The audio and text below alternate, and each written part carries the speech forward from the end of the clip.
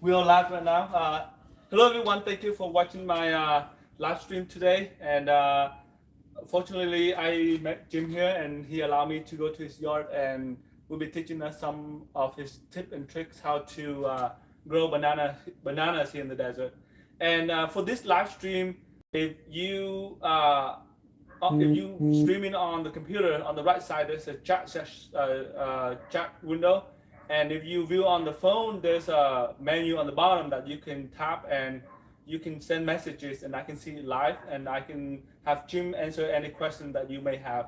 So for the first 5 to 10 minutes, I'll have Jim walk us through his yard, his beautiful yard here. Is this is through Vegas or Henderson now?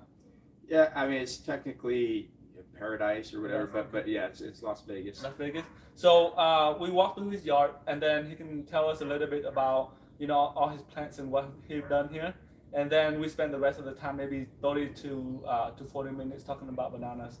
So let's I'll walk through the front yard, and Jim, I'll hold the camera, and we'll go through all the trees. Okay. Sounds good.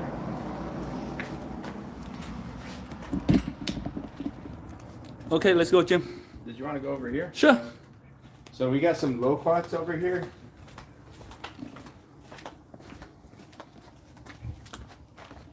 Wow, look at this. Are these from seedlings here? So these two trees over here are from seeds from our first fruit. Wow. And that's how much, I mean, these leaves are just huge. I have big hands. I'm 6'4", and these are huge leaves. Yeah. And that one is from seed. So this is kind of our seedling area. All of these are from seed. So with a lot of trees, I mean, when you grow from seed, is it they're not the same as the mother plants, or this would they be the same? That's true, but the rumor is, and there's a lot of people who have said this, that loquats, when they're planted from seed, they're often true to type. Oh. Sometimes they're even better than the mother tree. So. Really? Wow. Okay, and I see this one right here. It's actually flowering. You can see that's a strawberry guava or lemon guava. And strawberry guava is a little bit more cold hardier here than other type, yes. Right? I haven't had any frost issues. The biggest issue I had was it getting used to just the soil conditions, and I had to get the water right. But yeah, that one, lemon guava, does really well. Okay. It hasn't had any frost problems at all. I've never even frost protected it. Loquats do extremely well here, but they do like shade. And this one's a gold nugget. Ooh. Or golden nugget. I don't know if it's golden or gold. I think it's about one just last week, 2 weeks ago. I think it's called golden nugget or something. Golden nugget, yeah. Yeah. This one is another seedling that I got from just some online seller. And these two are sapote. They're actually Vernon sapote. So they're the white sapote, right? Yeah, it's a white sapote, and I had one fruit that fell off on this one, but these things have not needed any frost protection. I believe Tim Brown, he has a white sapote as well. His is a little bit bigger than this one. Yep. I'm waiting to see how well his tree. They're pretty trees. These have been in ground for a few years now. Oh wow, really? So I should consider one of these then. Not a lot of work, right? And look at this loquat here. I mean, the amount of fruits on here. It's still a small tree. I mean, good size, but they look so amazing, and the color on this is so yummy. Are they sweet? Any hint of tart or anything? They're pretty tart right now. Okay. That's why we're kind of leaving them on. They look like they might be ripe, but I think they need a little bit more time. Okay. The first one that we tasted, we didn't get any fruit last year. The year before, we got 2 fruit. Okay. And we have 2 plants from that. So wow. And they each had a few seeds in them, but those are the 2 plants that we got. Okay. So for those people that they don't know loquat, what would they taste like? They taste a little bit. They have kind of a taste of maybe some apricot, citrus, and a little bit of like kind of a floral. A floral. Okay. Taste. They're pretty good. They're they have a lot of seeds. Oh. If you're not already a loquat lover, I would suggest maybe trying one at a market or something like that. Yep. Yeah, these are our citrus. We have a few different types. These are still baby plants, right? That's Yeah, bear's lime. These are planted in the fall. I got one of these and it's giving me fruits already for the last 2 years. This one, we've got, what have we got here? I think this is this is a mandarin, dancing mandarin, and this one is a kumquat. This is a strawberry tree. It's an Arbutus marina. There's also Arbutus unedo, and actually the Las Vegas planting guide for like the city. These are on it. Oh wow! Arbutus unedo, which the marina is a close relative. It was developed at some university, I guess. And wow! I mean, I can see some flowers. Yeah. Yeah, they're just really pretty because when you get fruit, the fruit all kind of like ripens at a little bit different times, and you'll have like just yellow, deep red, orange. Oh, that'd be pretty on the little tree. balls on the tree. It's just wow. so I mean, cool. look at this. They're very ornamental. Look. Yeah. Look at that. How beautiful is that? And the trunk is just, the bark of it is just so pretty. Yeah. It's a red bark. It is red. It looks amazing. And then we got another one over here. Also have a carob tree, which I didn't know when we planted it that you need male and female to get fruit. Oh. I don't know which one we have here, but it's got a bit of a lean to it. Yeah. But I'll be moving a stake over here to prop it back up. Right. And I was told to actually let these bottom ones grow. The suckers? Here. The suckers to grow, just so that when you have a younger tree and the trunk doesn't have a taper, to thicken it up, you let the bottom growth. Is that true for all trees or just for this one? Supposedly for all fruit trees. If you want the bottom, the trunk to get thicker on the bottom, because you kind of want like a taper on the trunk. Bob Morris with Extreme Horticulture, he came out here and he was telling me, you need to let those grow. That's something I learned today, because I've been trimming those off of my guava trees, and they do grow tall but very thin. Yeah. So, yeah. I guess it helps thicken those up. Yeah. This was an experiment. This came from Tim Brown's house. This was an Indian jujube. I think it just had too much shock when I transplanted it, because we pulled it out of his yard and moved it here. But if anybody knows where an Indian jujube, where I can get one, I need to get one in here. I mean, after you told me about it, I went on the internet, looked all over the places, but they're hard to find. I can't find any. I mean, I'll walk back a little bit and see, so you can see his front yard overview. It's pretty big. Half an acre here. Yeah. Yeah. And we have pineapple guavas on opposite ends of the yard. We have a couple in the backyard too. Some more loquats. Oh, your yard soon will be full of loquats. Yeah. My wife and I really love the loquat trees. Yeah. They're so beautiful. Yep. Yep. Just have beautiful foliage. I think loquats and kumquats are the two trees that make your yard looks really beautiful. This is a dwarf everbearing mulberry.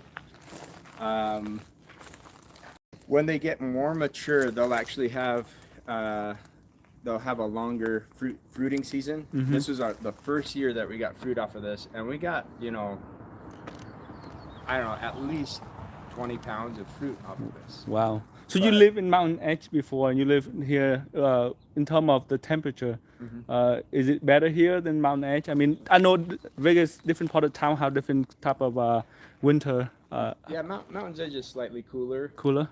I noticed that when because I have family that lives in this neighborhood, and we would travel back and forth from Mountain's Edge to here, and I would always notice the temperature would drop when we'd go to Mountain's Edge. Okay. Slightly. Okay. So growing subtropical trees or tropical trees, I mean, this would be a better place here in town than the other part. Yeah. The north side probably a lot colder, huh? But loquats, There's several citrus, bear's lime, mandarins, and kumquats. Those are all citrus that will handle Yep. the 20s. Yep. You know what I don't protect my citrus at all. Yep. Yeah. So and loquats they really handle winters well. We've never Okay. frost protected them. We probably 5 more minutes quickly to the yacht, and then This we is dwarf Buddha belly bamboo. That we've had this past winter. They died back, and they used to be at about 8 foot tall. They are truly dwarf. They only get like maybe 12 feet tall. It looks beautiful here in the yard.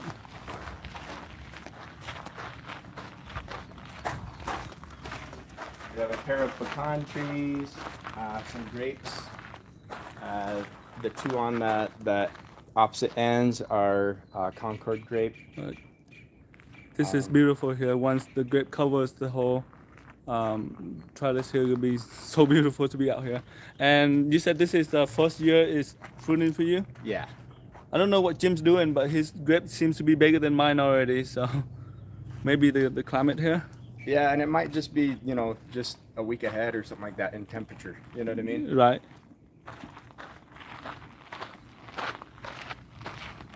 Can we talk about the papaya a little bit? Absolutely, yeah. Yeah, these are dwarf papayas. I try to only get dwarf papayas. I've had these. I've purchased new ones a couple times now. This one was planted last year. They were teeny tiny little twigs, and they grow extremely fast. When you first plant them, though, they need some sun protection. But I plant them early spring, as early as I can, when I'm outside of the 40-degree temperatures. Wow. And then they just grow really fast. I mean, they were about this height, a lot more full. I mean, the leaves were out to here. They're just like a little bit die back from the beautiful. winter, right? So Yeah. you can see he has grapes and papaya alongside here. And papayas do require frost protection. If you want to keep them here, keep them from dying, they need frost protection. Yeah, if you like papaya, you have to put in a lot more efforts than other trees. And these are dwarf. Mandarin? I'm drawing a blank. Owari Satsuma mandarins. So, so we're hoping to have a nice hedge here between the papayas. I saw Tim. He has the mandarin quad. I'm looking for one of those. Maybe if Jim, you watching here, you can show me where I can get one of those too. Yeah. We have a citrus garden back here. These are all bonanza peaches, and they stay pretty small. They'll only be a few feet tall, and they'll fruit, and they'll be loaded with peaches. And this is apricot here, right? This one right here is a pear. Pear? So we have two different types of pears. That one's a Dianju, that one's a Shinseki. Okay. And then we have an apricot from seed. My son planted this. Apple, another apricot here. And a Parfianca pomegranate. Is that the only pomegranate you have in the yard? That's the only pomegranate we have. It's a dwarf pomegranate, gets like 8 foot tall, and Parfianca is supposed to be one of the best tasting. Really? It wins, taste tests. So. Okay. Let me grab the tripod real quick so we can go back to the bananas.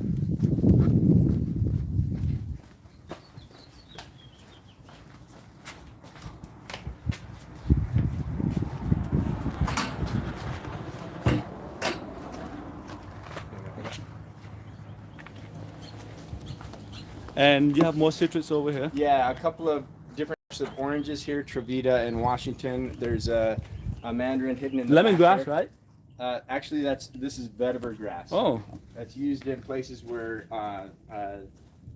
erosion is a really big problem, and they'll plant these in wetlands and stuff like that, and it helps prevent erosion. I see. In Hawaii, it's used to prevent collapse of people's homes from collapsing into the ocean. So. Yep. Another lime and a Meyer lemon. Meyer lemon. This look bigger already. So this is the left side of the yard right here. Grapefruit. This is blackberry.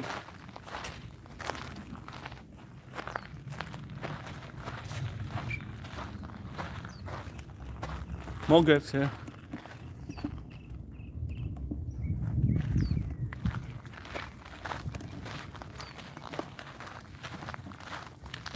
This is I say guava. Yeah, this is supposed to be giant. It was marked as giant Indian guava because the fruit gets huge. It died back from the frost this last year, but came back from the roots. So Let's see. this is a Shangri-La Mulberry. Really good tasting fruit.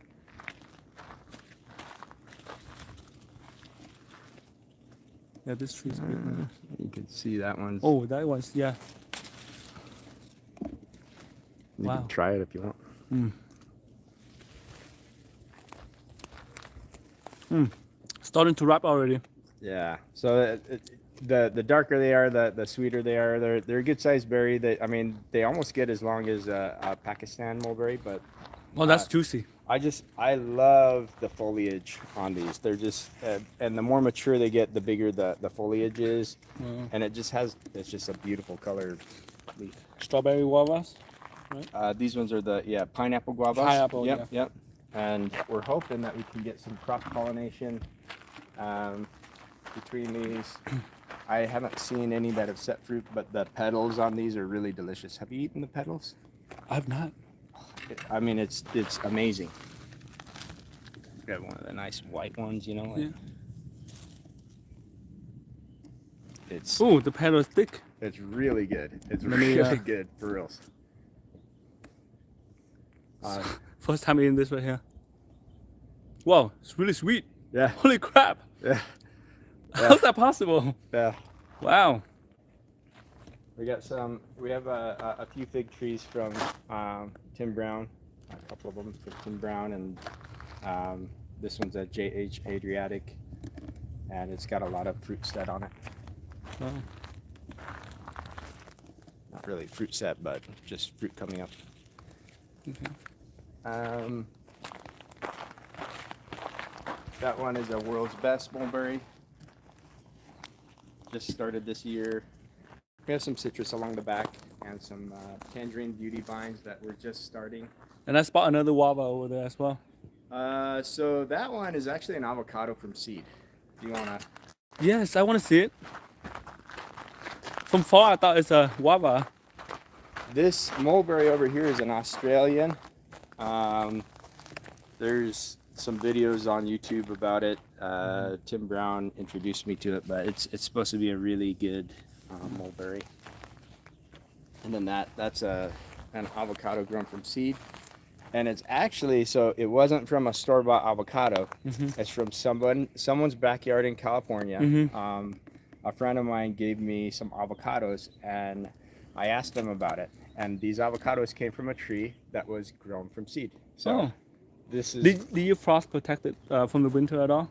So I did have some. I had some string lights around it. Okay.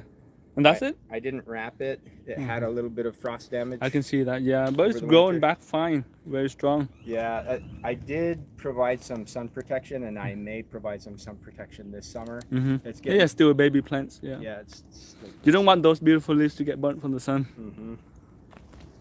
So, some more blackberries, and these are a thornless blackberry. We do have, some fruit coming up here. Flowering over there. The flowers are real pretty.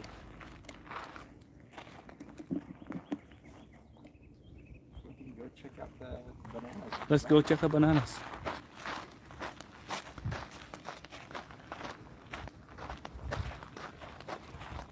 These are artichokes.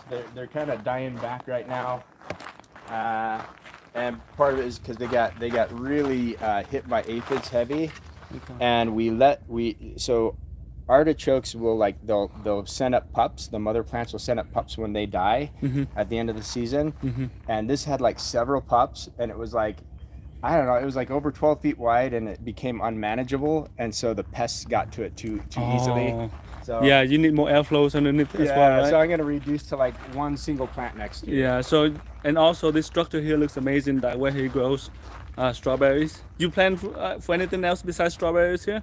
This year we decided to mostly do strawberries. We do have some snow peas or snap peas in there, and peppers along the back, but mostly just strawberries.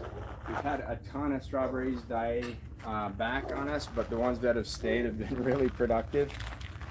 The ones that were in the sun, in more of the sun, have been more productive. But the shady side over here has began to be productive as well. I can show you some, like. Oh, I see strawberry down there. You know, when There's a whole bunch of them. Yeah, there's just a ton of strawberries in there. So we picked, many pounds of strawberries from here. It's been fun. Beekeeping gotta be another topic, but it looks a lot of fun. I really want to learn from Jim how to do it too. So next we're going to talk about bananas, and I'll put the tripod down, and then you can see overall a few banana trees that he have. I mean, not a few. I mean, this is the most I've seen here in Las Vegas. And which can you tell me which variety these are? Are they the same varieties or? So all of these bananas they're dwarf namwa. And the reason why I selected dwarf namwa is because a lot of Phoenix growers say that that's one of the more frost tolerant varieties. Okay. It shows up on more frost tolerant varieties now bananas don't really tolerate frost. That the foliage dies. So at what degrees in terms of Fahrenheit will you need frost protection?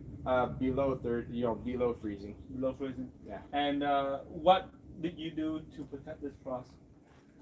I really didn't do much. I had a few halogen lamps sitting out. Okay. It's a shame because I had 6 banana bunches, and I didn't frost protect, and so I lost all the banana bunches. Okay. I had like one ripe banana that tasted really good, but the rest of them just didn't make it because of the frost. Okay. So you need to use some frost protection. I have granite at home. I mean, more of a dwarf, large dwarf, right? It's probably better to grow in a container. And I put it in a 25-gallon container, and I don't know how well it does in the winter yet, but my plan is to bring it into the patio so we get some covers. So can you talk to everybody? Should you grow in ground or should you grow in containers? What are some of the pros and cons? You can do either or. If you want to get fruit and have more rapid growth, in ground is going to be best. Okay. But I'm learning from mistakes. I had done some extreme measures on frost protection. You could see a bunch of straw heaped up in the background here. I see. So it probably protect the trunk on the bottom a little bit more in terms. I have some wire fence over here and wrapped the banana, all of these patches with wire fencing and filled it with straw. But I didn't have any fruit then. This last year I had fruit and I was like, let's see how it goes. Yeah, because you want to test it a little bit, right? Yeah, and it didn't work. So this year I'm confident I'll get some bananas because I have the determinant for fruiting. Yep. Obviously, there's some nutrition stuff, there's environmental stuff, but the main determinant for fruiting for bananas is mature fruiting height. Okay. And so when the stalk is about 6 foot tall for these dwarf namwas, which there's several that are more than 6 foot tall, they're getting ready to put out a flag leaf and then the flower, which it unfolds the fruit. Look at the massive amount of straws that you've added to this area right here. And so you said you had tasted this banana one season. Was this really small or was it big? It was tiny, but they're supposed to get a few inches long and a little bit thicker. Ours was tiny, and so it was I think it was malnourished because it got kind of strangled out with the winter. The frost damaged the tissue, and it just didn't have the chance to fully, Okay. fruit. Okay. How about heat protection? We get really brutal heat here in Vegas. What do you do to protect this from the heat? Bananas don't really need heat protection. Okay. When they're young, like you see the younger trees, or Yeah, this one, like- they're not really a tree. They're a pseudostem, but for discussion purposes, the younger trees, they come up underneath the mother tree. They come from the corm, and they get quite a bit of sun protection because the mother plant is covering her. Mm-hmm. Likewise, when you have a younger tree, a younger banana tree, you're gonna keep it sun protected. Otherwise, it's gonna have the leaves are gonna burn until it's a bit taller. It's not gonna be able to handle full sun. There's people. Go ahead. Yeah, and I can see that the wind kind of beat up all these leaves. Yeah, and that's one of the tough things is we get so much wind here in Las Vegas that until you're really kind of middle of the summer and have had a couple weeks of no wind, then you have like some really beautiful foliage and it starts filling in. Yep. And 2 months from now, like you won't really recognize this because it's going to be so full of foliage. Foliage, right? Yeah. And how about fertilizing? What kind of fertilizer do you use, and how often do you use them? I use a few different things. My son does like kind of all the fertilizer work and upkeep on these, but we get those $5 bags of compost from Grow. I spoke with Bob Miller about that. Bob Morris rather about that the compost, and he says that stuff is just super rich. Bananas happen to be they're very hungry plants, and so whatever nutrients you put down, they're going to consume them fairly quickly. But you can put as many as a couple pounds of a mild fertilizer down there. If you're using pellets or whatever, you can put a couple pounds of it down every 6 weeks. But we use that compost every 3 weeks. Wow. We also add some alfalfa pellets. We'll take alfalfa pellets, which you can get at IFA or Cal Ranch. They come in a 50-pound bag. And you take a cupful of that, put it in a 5-gallon bucket, and wet it with water.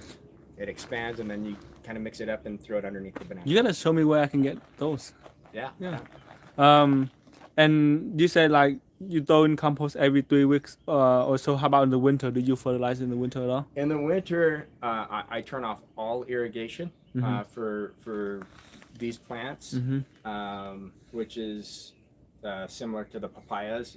You just don't water them in the winter time. Not at all. When you have any frost happening, don't water them. Or if you have frost happening within like a week or something, like just don't water them, because these are kind of like bulbs that they get smooshy and they're gonna go rotten, right? Yeah, they can go rotten, and you can actually when you're transplanting, say I wanted to remove one of these pups, you'll take that pup out, and you would think you want to get that right in the soil as quick as possible. Yeah. Actually, you let it sit out for a few hours to kind of, the wounds scab over. I see. It's more like desert rose where you don't want that because it's not a lot of wood, right? It's all water and bulb. So yeah, that makes a lot of sense. And when you pull that out from the mother plants there, does it get to the point where you see roots in there as well, or is it? Yes. In fact, here, I'll step over there. So you can see this is a mother plant, and this is actually a pup that died back.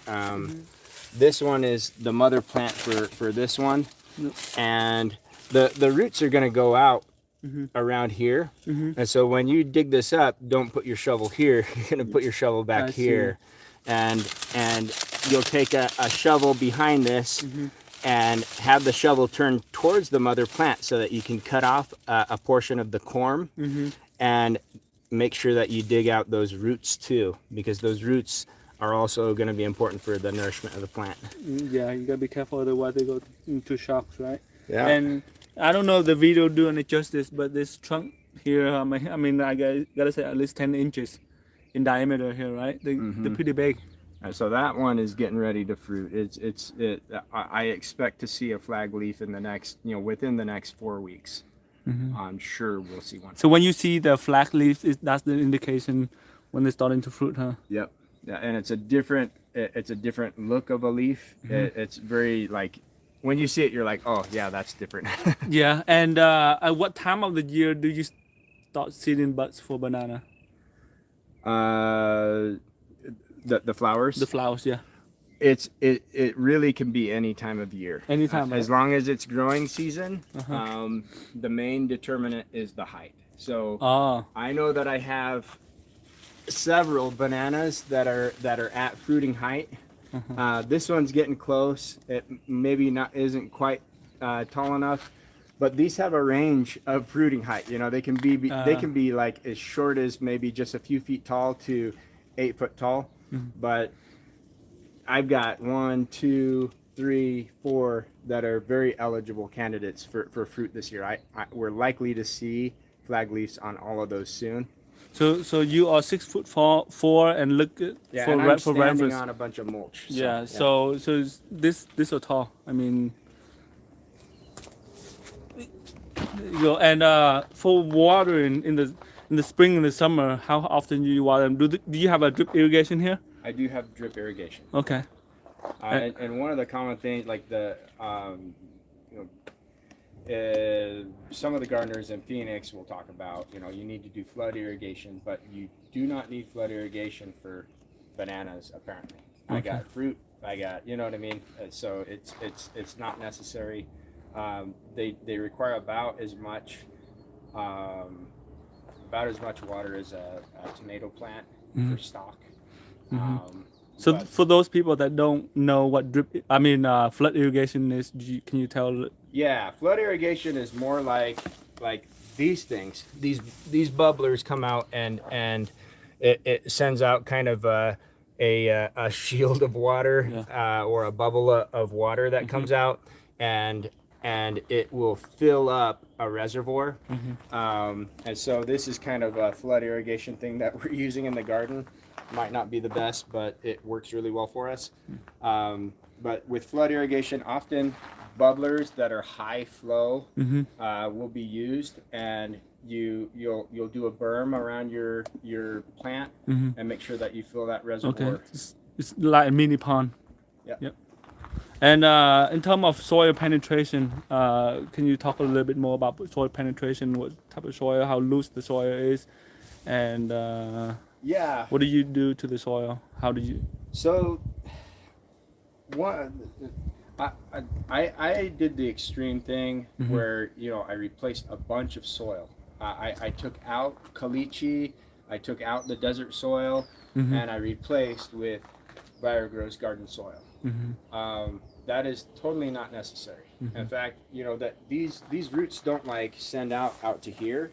They stay relatively close to the plant. Yep. They do go deeper, so it's good to have a deep hole for them. But if you have looser soil where you're at, everyone has a different backyard here in Las Vegas. Some people, they can dig down, and some people just run into caliche quickly. Yeah. So as long as you have space for the roots to grow down, and you don't need to go super wide on your banana patch because the roots aren't going super wide, then you're fine. So for baby bananas, how deep do you recommend digging them?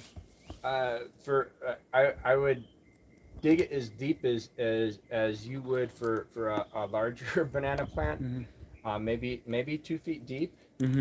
But that's overkill. Yeah. I went at least a couple feet deep here, and then replaced all the soil, and so all the way up until that end patch there is halfway planted in native soil.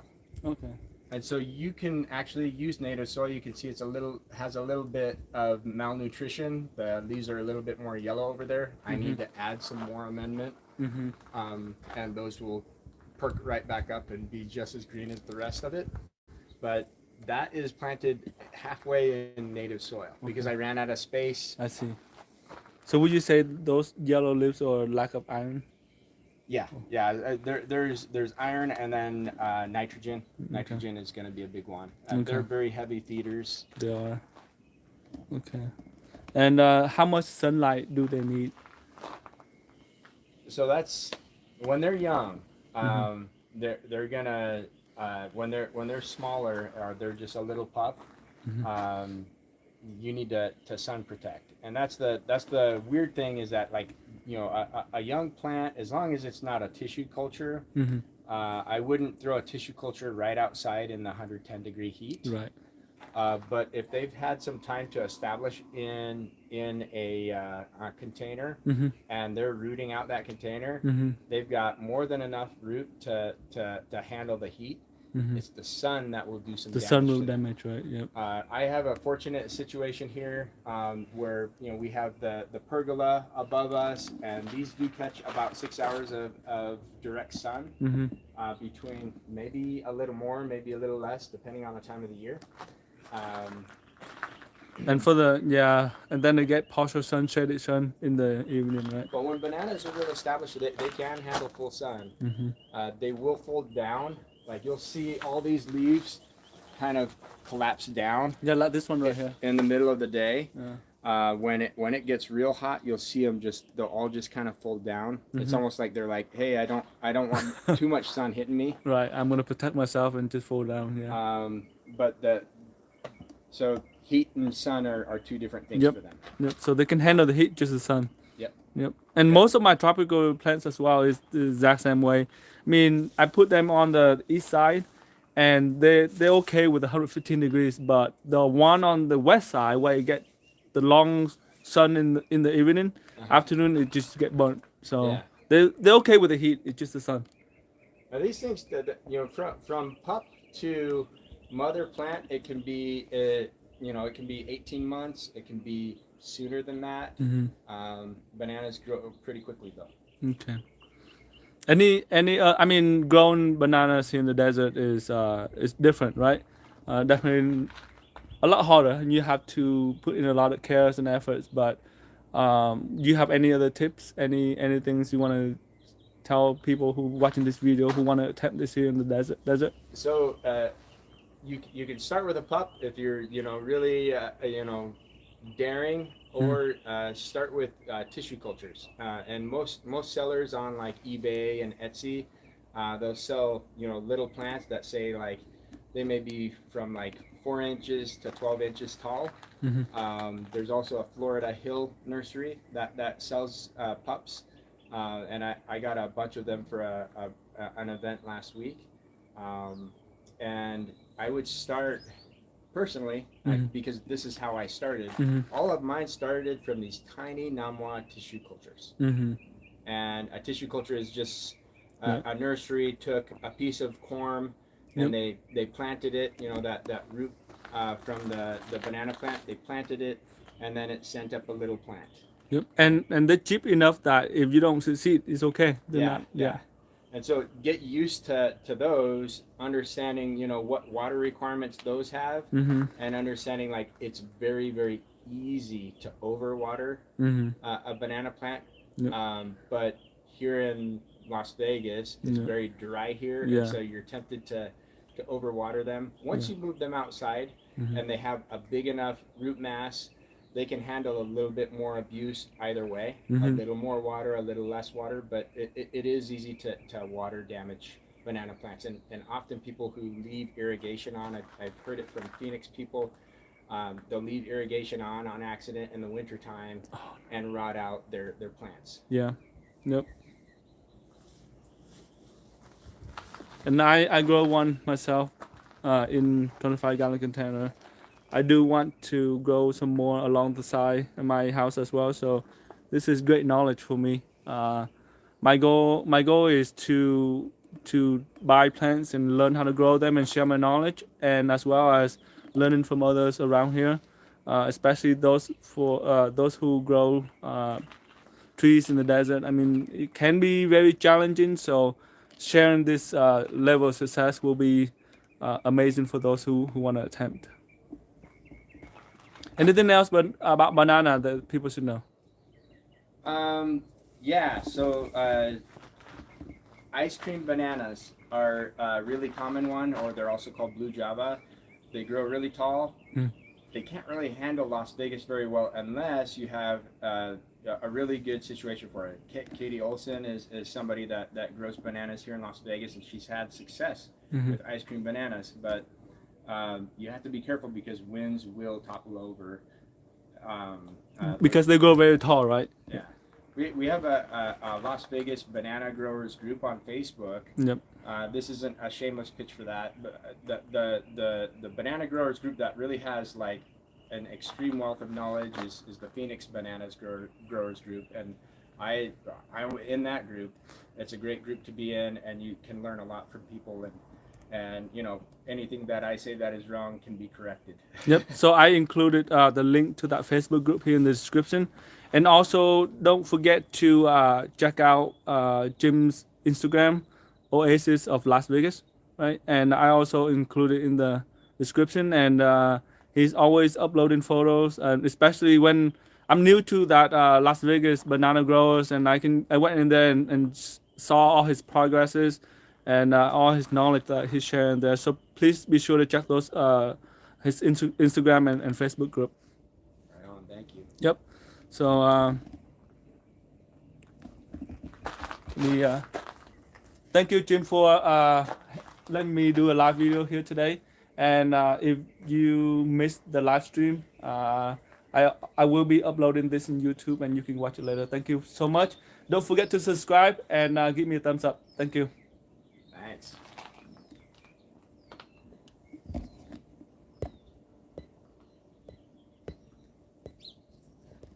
There you go. So hot to